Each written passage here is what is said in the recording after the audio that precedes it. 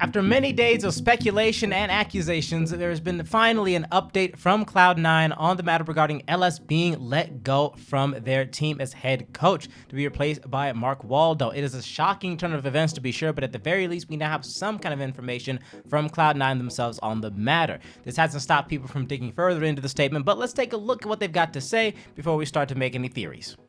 Hey guys, this is Jack Etienne with Cloud9. I brought some of the team members with me to discuss the recent LS situation, why he was released, and where we're going in the future. Obviously, you guys showed a lot of concern about it, and we are also very disappointed with the decision that we had to make.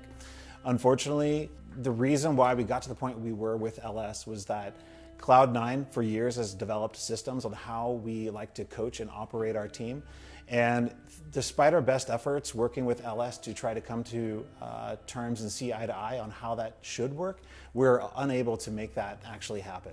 So there's the root issue, a fundamental disagreement on how coaching should be handled for the team. But this is a really interesting point because the whole point of bringing LS on is that his style was unorthodox. He was doing things nobody else was doing. He's shaking things up. And based on the record that Cloud9 has seen under him, it seemed to be working pretty dang well. The question then is, what parts exactly of his coaching style were not flowing with everything else? Maybe it's less the methods he was teaching and more the way he was teaching them, which is something we can't really see, but let's go further on ahead.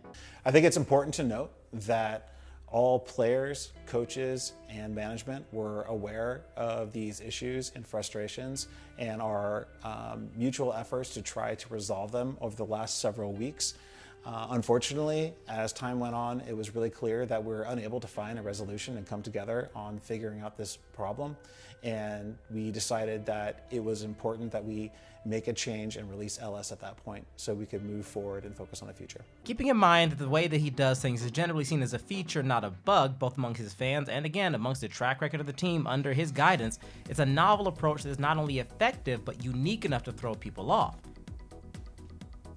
Granted, I'm sure people have a lot of different varying opinions about how his style ranks compared to some others, and that's not going to be something that I dispute or engage with. I'm far from a league strategist myself, but like I said, he's got a strong track record, he's got a lot of people within the industry vouching for his methods, and it seemed like the team was doing well, so at the very least, there's reason to support what he's doing. Ergo, the reasons to dismiss him must have been pretty dang strong if they're willing to commit to a shakeup here.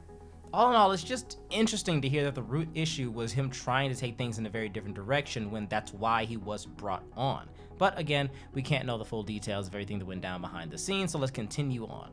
They also address how urgent this all was, with not only there being a disagreement serious enough to break what was meant to be a 3-year-long contract, but to do so rather suddenly. So suddenly, in fact, they didn't even have time to produce a full statement on the matter before pushing things out, and had to give the concise, informative, but relatively brief message they posted to Twitter that we covered on the channel a few days back. We know that the timing of the decision wasn't ideal. We would have loved to have had more time to create a larger PR statement before the game on Saturday. Unfortunately, we just did not have that time available to us. And we saw that it was best for our team and for our players to make that decision now versus let the frustration increase. And a swap like this so suddenly can't be easy either. I can only imagine the logistics of making a swap with your head coach midway through the spring season like this and all the changes that's going to cause moving forward. To be fair, Mark Waldo is someone that LS has a lot of confidence in, someone that was brought in under his guidance. It feels like there's a lot of strong potential here for Cloud9 moving forward, but there's got to be some hiccups along the way from a move like this. And factoring that in adds further weight to just how serious this must have been that they decided they needed to cut things immediately with LS. It all just feels very, very grandiose, very strong, and a lot of people are not feeling the reasons given as being strong enough, at least based on what we've been told, to make a push like this so suddenly. It's got a lot of folks feeling skeptical. We also want to recognize the incredible intelligence and strategic mind that he brought to Cloud9. That being said, no one is denying the skills that he brought to the table. Cloud9 is not expressing anything that resembles bad blood, aside from ways you could interpret their actions themselves. They've had nothing but good things to say about what Cloud9 has done under his guidance and are wishing LS nothing but the best in his future ventures.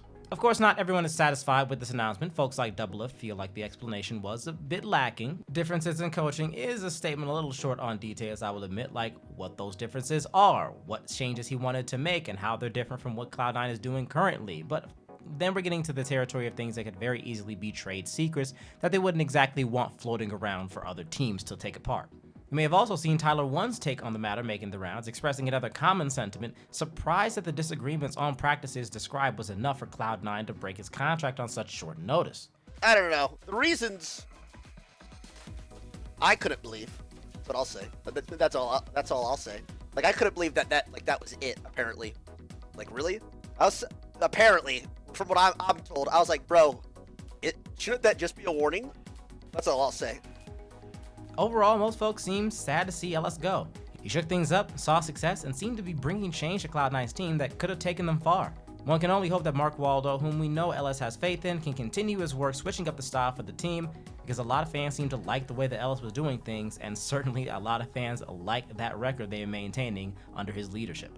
So it's back to you folks watching. Once again, how do you feel about this statement in response to LS being dismissed? Do you feel like it was satisfactory? Does this clear up all the information for you? Are you still left wanting more, like a lot of folks out there like Double Lift? Do you feel like that there's something going on behind the scenes we're not seeing, some components to this that we may never be aware of?